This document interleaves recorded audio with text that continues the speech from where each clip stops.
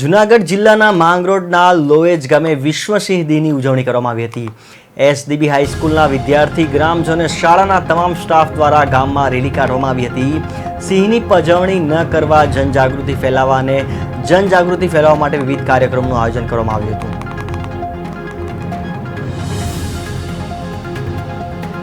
એસડીબી high school લોજની અંદર વિદ્યાર્થીઓએ તેમજ સ્ટાફ પરિવારે તમામે આખા ગામની અંદર રેલી કાઢવામાં આવી અને સિંહનું જે સંવર્ધન થાય, એમનું જતન થાય, એમનું રક્ષણ થાય।